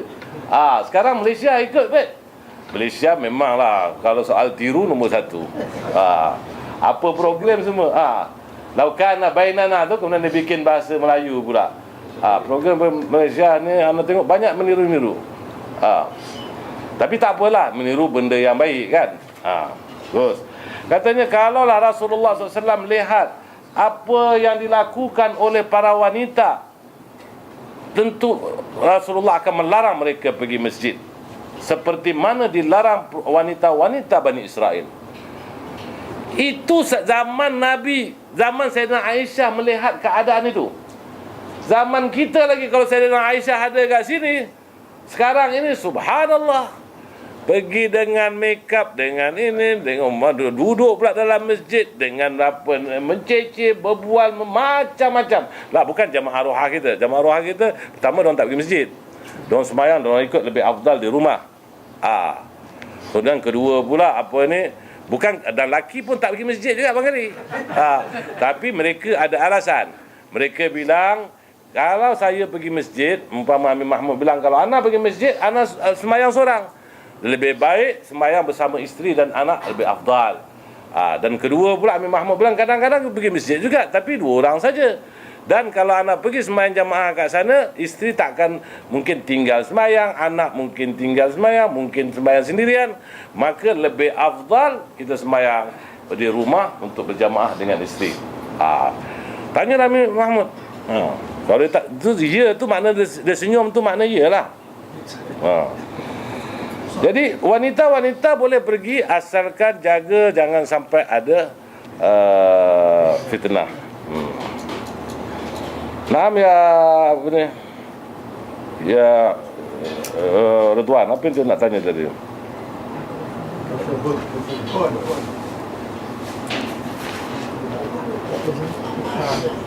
Naam. Tadi dikatakan sini kalau satu kampung tu kalau apa nak didirikan jemaah untuk adakan syiar, kalau orang kampung tu halau tak tahu, sebenarnya orang tu perlu dibunuh. Naam. Tapi kat sini kata yani al-asah tidak dibunuh. Maksudnya yang dibunuh ni adakah kata-kata Imam Nawawi sahaja ke ataupun di sana ada Imam Syafi'i? Yang dekat sini kata-katanya tak dibunuh. Cuba ente baca. Terima kasih ente faham betul.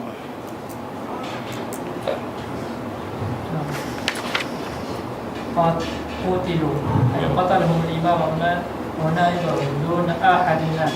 Naam. هكذا لو تركها أهل محلة في القرية الكبيرة أو البلد وعلى السنة لا يقاتلون على الصلاة. Naam. Apa makna al-sunnah?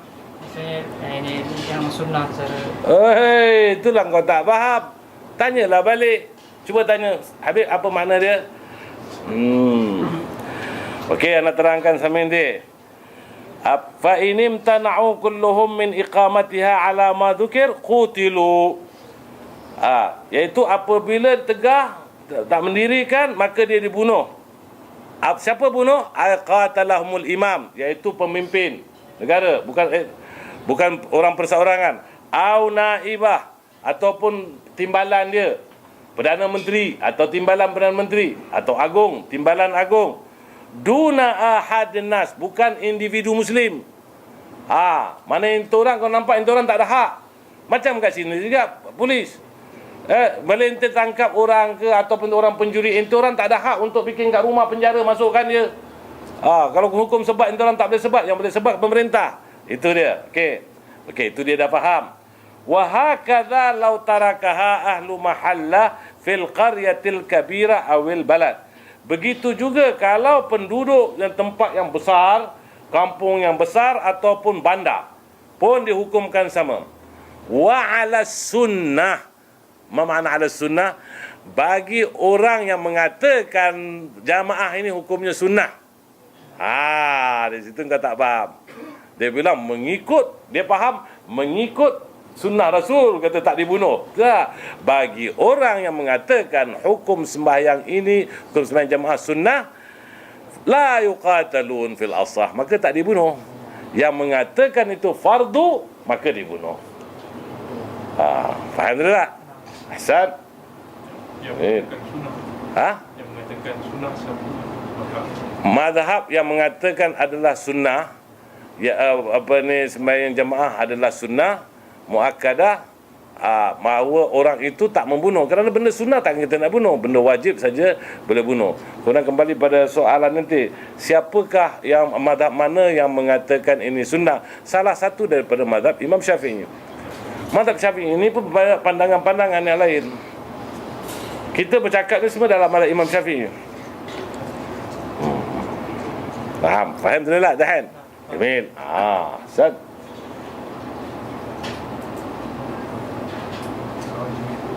سؤال جميل، سؤال متعلم، ولا متعلم هكذا يسأل جميل، لكن يعني سوء الفهم. نعم. Ada apa-apa soalan? Jemaah di musallah tidak ada kelebihan juga tempatnya. Jemaah di musallah tidak. Musallah hukumannya macam rumah juga lah, selain daripada masjid itu.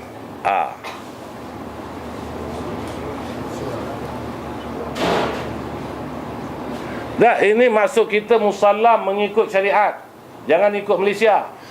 Malaysia ni kadang-kadang kita confuse. Sekarang surau kat rumah inti tu siapa punya? Yang kat depan rumah inti tu orang ramai, itu wakaf kan? Kalau ikut hukum syarak itu masjid, cuma bukan masjid jami', mana tak didirikan Jumaat. Istilah Malaysia ni lain sikit kan. bila kata masjid mesti digazet. Macam itu Masjid Bukhari tu surau dekat jalan Hang Tuah. Hang Tuah ke Hang Jebat? Hang Tuah. Itu surau sebab belum digazet. Dalam istilah syariah ni fikih lain daripada istilah kita. Macam di Malaysia, kalau dikatakan mustautin, muqim, musafir, lain daripada syariah. Di sini kalau kata mustautin makna warga negara Malaysia. Muqim artinya penduduk tetap. Musafir orang dalam pelayaran. Dalam syariah lain, musafir orang dalam pelayaran. Lebih pada 3 hari dah bermukim. Sama ada dia penduduk tetap ke tak tetap ke, sementara ke. Jadi istilah tu lain. Istilah kita, negara kita ikut pasport, ikut cap immigration. Istilah syariat lain. Jadi jangan pakai. Anak pernah dulu tegur dengan pelajar Malaysia di Adelaide. Diorang kata diorang tak wajib, dia bilang. Tak wajib Jumaat. Sebab diorang bukan rakyat situ. Anda bilang pasal apa? So, kita punya cap student pass. Student pass itu. Itu dia salah faham. Kan bukan bergantung kepada pasport kita. Macam kita nak kahwin. Rukun nikah berapa? 5. Rukun nikah di Malaysia berapa? 7. Oh, kahwin tak sah ni. Kalau kata 6 ni, tak cukup rukun. 7. 1 mesti ada IC. Kedua mesti ada sertifikat sertifikat kursus. Ketiga, sekarang ini tambah di Selangor macam di Johor, mesti ada surat bahawa sudah bersih daripada HIV. Itu rukun. Kalau ente tak ada itu, tak boleh nikah. Oh, nikah kau baru kau cek balik sah ke tidak. Dia kata 6 ni. Tapi dalam Islam hanya setakat 5. Hendaklah suami hendaklah lelaki, isteri hendaklah perempuan. Kemudian ada wali, ada 2 saksi dan ada sirah. Ijab dan qabul. Qaf, bukan ku. Kalau kubul lain makna dia. Qabul. Naam.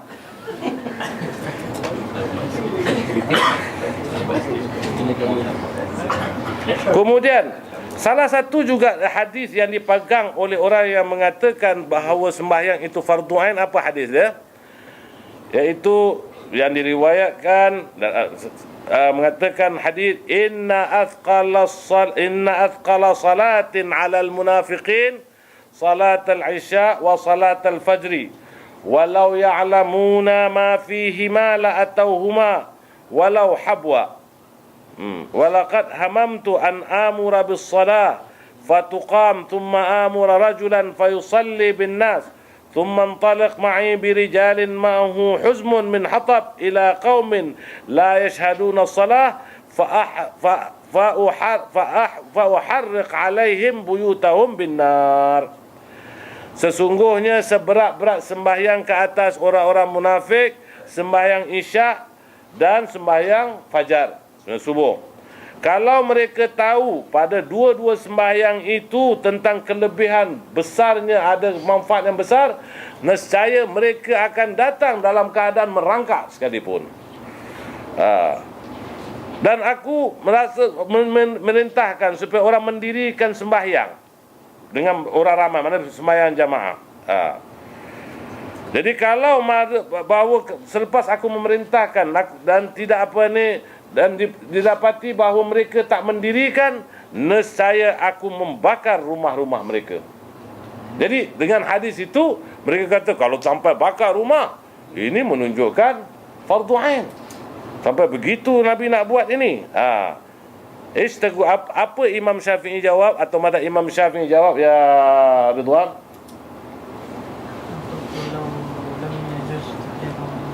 ujiba bi'ilatan bil ijtihad thumma nazala wahyu bil mani' atau taghayyur al ijtihad. Itu tak berapa tepat. Yang tepatnya hadis ini warid datang wurud hadis ini kepada kaum munafikin. Wujud anda. Ada tulis kat situ. Nanti kita mungkin muhtaj, boleh lah. Wa ujiba bi annahu bidalil siyaq warada fi qaumin munafiqin yatakhallafuna 'alal jamaah wa la yusallun. Bahawa hadis ini datangnya daripada Rasul kepada orang-orang munafik yang tidak mau pergi jamaah, kemudian mereka pun tak sembahyang. Jadi kerana itu, jadi ini menunjukkan itu yang Imam Syafi'i jawab. Jadi bukan untuk semua orang. Kemudian Nabi sendiri pun tak bakar. Betul tak? Namahum tahrir. Ha? Namahum. Nabi dah. Dan Nabi sendiri belum bakar lagi, tak bakar itu rumah. Yani wa innamahum bi tahriqihim. Bi annahu sallallahu alaihi wasallam lam yuharriqhum wa innama hamma bi tahriqihim. Hum pula apa lah kau ni?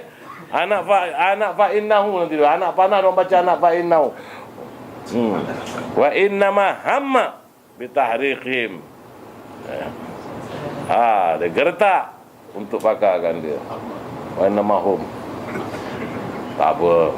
Tapi ini sudah bagus dia. Subhanallah ni budak, masya-Allah. Untung ente dapat anak begini, Beb. Tapi anak mesti kasar sikit sama dia. Macam mana guru-guru anak dulu kasar? Anak pergi guru-guru, subhanallah. Ada satu kali ente pergi kawan lah. Anak pergi classmate juga. Ini Datuk Syukur tu. Tan Sri Syukur Ibrahim, pengerusi Fatwa Kebangsaan. Belajar faraid silap entah hak sama hak. Pelajar ni kebanyakan dari Melaya ni, diorang banyak kelemahan tau. Ha tak berapa nyata. Kadang fi pi. Sampai sekarang dah dengar kadang-kadang profesor cakap pi fi tu. Abang anak suruh cari perkataan ha ni. Dia tak jumpa duduk berpeluh saja. Buka dictionary. Dia tunjukkan ini bukan ha. Cari lagi. Ajar kamu nak betulkan lafaz. Dulu keras, Beb. Anak ringan. Orang baca tak betul ke apa, anak kasih can. Nanti ke Muhammad, anak kasih can saja. Sebab kalau nak betulkan itu orang lari. Anak bukan heran itu orang lari, tapi kesian. Anak tak jumpa satu orang pun kat sini fasih. Tapi kita nak betulkan takut kecil hati. Dan degil sebab tu. Kalau kita betulkan tak mahu dia. Ini Ridwan fasih, tapi dia muda sangat. Balik nanti train kat rumah. Dia betul-betul ain. Sebut ain. Ha, kha. Kan ada dekat mukaddam, dia ada tunjuk macam mulut tu. Train sendiri. Dulu ada budak-budak sini tak boleh sebut ra. Anak train dengan pelayar. Ambil lidah dia, kepit, tarik ke depan. Tarik ke depan. Ustaz, tak boleh Habib ni sakit. Okey, kalau nak ikut. Suruh sebut. Dia sebut ra. Kau malas angkat lidah apa? Letakkan. Tak mau aku pakai kepayah. Basalah. Letak kata. Ra terus keluar.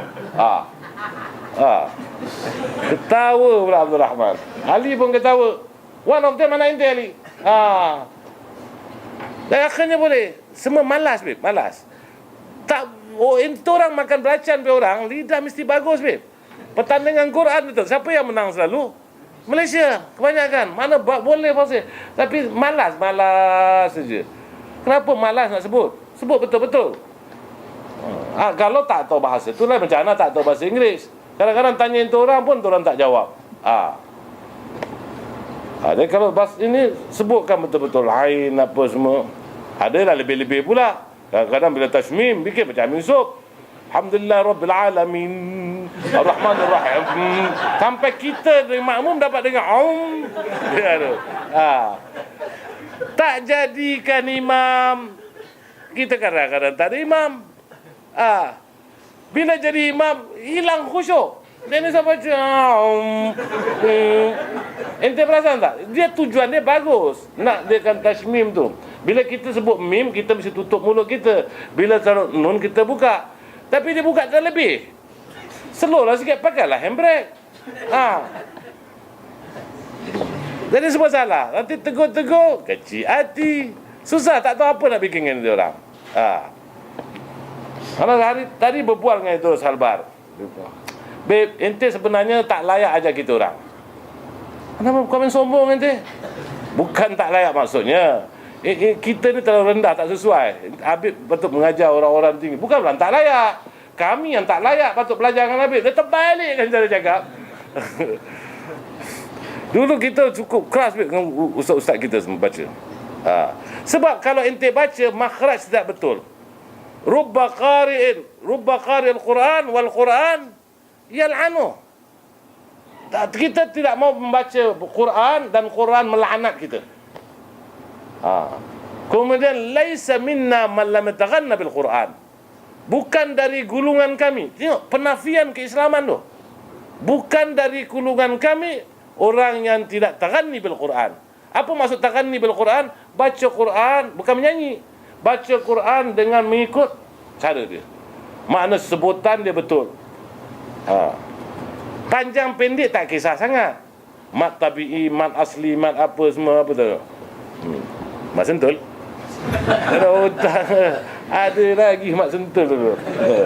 Kita tengoklah macam mana nak ajar. Jadi sebutan tu biar betul. Bahasa Arab ni kalau kita ubah sikit sebutan, makna dia lari. Pasal alamin. Ente bilang alim sama alim. Alim maha mengetahui, alim maha pedih. Dah bertukar. Ente hak sama hak, ra sama ghin, semua akan berubah. Sin sama sad dah lain makna dia.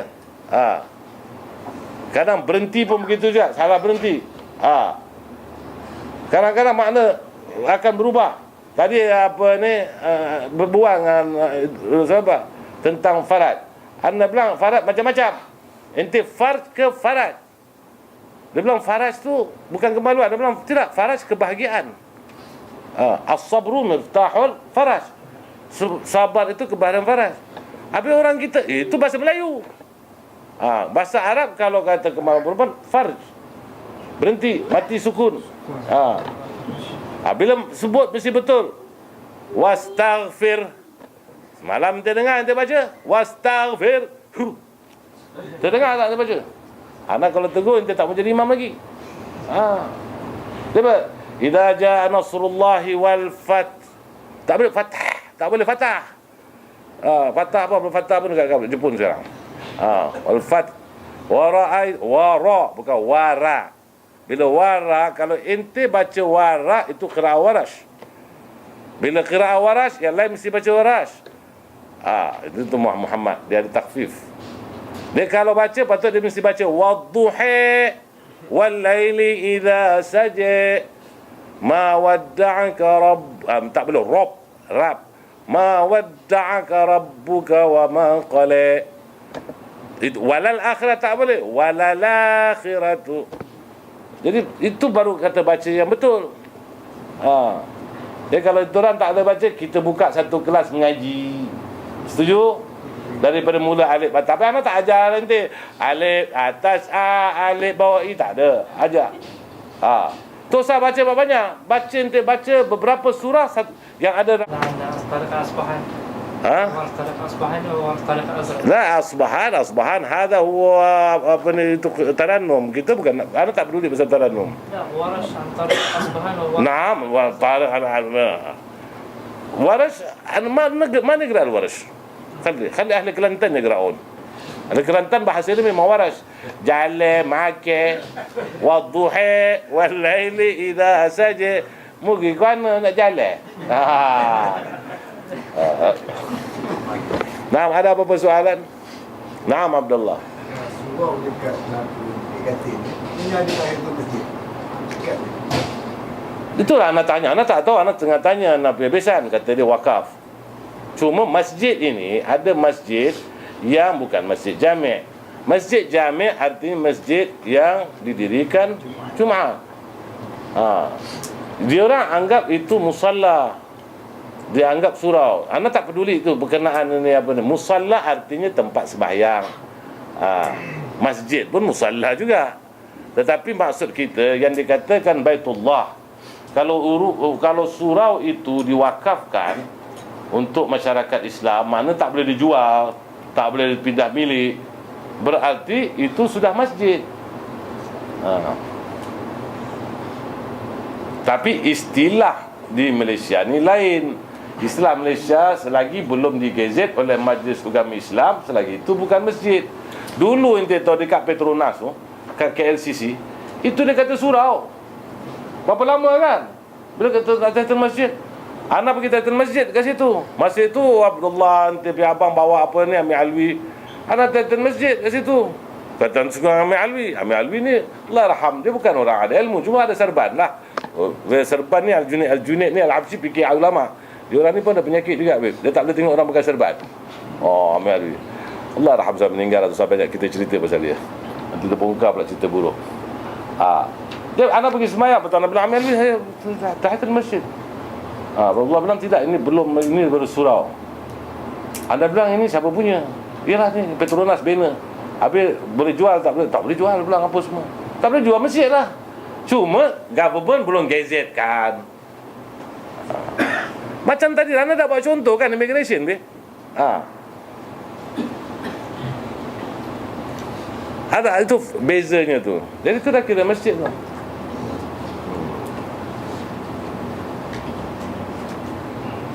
Ente boleh tanyalah nanti. Ente bagus, ente Mustafa, ente apa ni tanyakan. Cuma diorang tak mungkin nak gazet. Dia tengok tempat tu kecil. Kalau dia gazetkan macam agama Islam kena jaga, kena keluar duit. Semua masalah-masalah lain tu.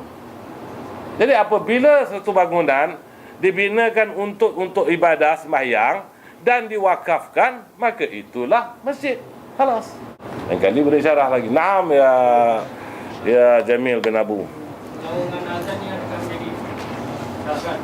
Pakai mikrofon, orang perempuan ke atas tak dengar, kesian lebih orang. Mana pergi? Dah. Kau simpan mana? Di sini. Dah ente pakai ni Amir Muhammad punya. Yang punya tu. Orang sembunyi kan? Faham? Lawangan azan ni adakah menjadi syarat untuk tempat jemaah? Al-Adhan kita dah mengajar dulu. Al-Adhan dalam bahasa Arab artinya al-i'lam, pemberitahuan.